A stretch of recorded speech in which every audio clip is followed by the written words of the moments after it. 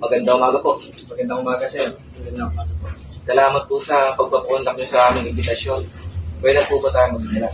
Pwede na, sir. Ano ba yung katanungan? Paano yung unang nangyari sa pagtatalo nila?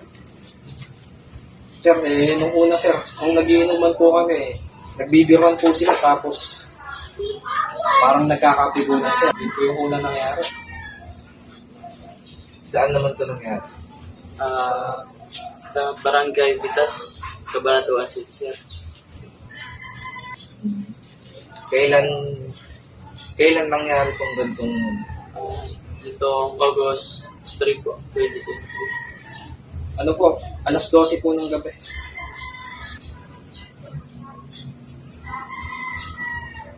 Nakilala niyo po ba kung sino yung pumatay?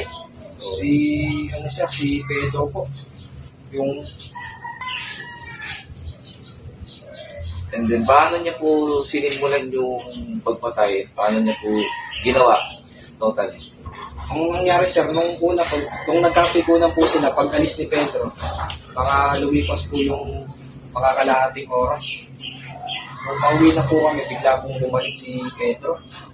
Pumunta po siya kay Juan. Yung po pala, may nakasuksok po palang baril dito sa may kalira niya. Nasaktong-sakto po namin nakita dahil hindi pa po kami nakakaalis.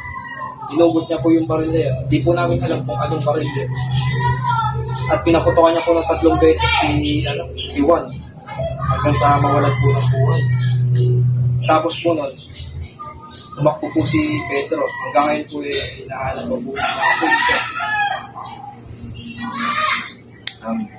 Eto, mga siguro last na to. Ano yung pagkakakilala niyo kay Pedro? Bakit niya nagawa yung ganung present?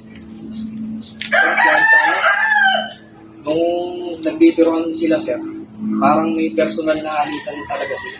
Dahil si Pedro, sir, saka si Juan, sir. Si Pedro kasi, sir, may gusto sa dating naging jowa ni Juan.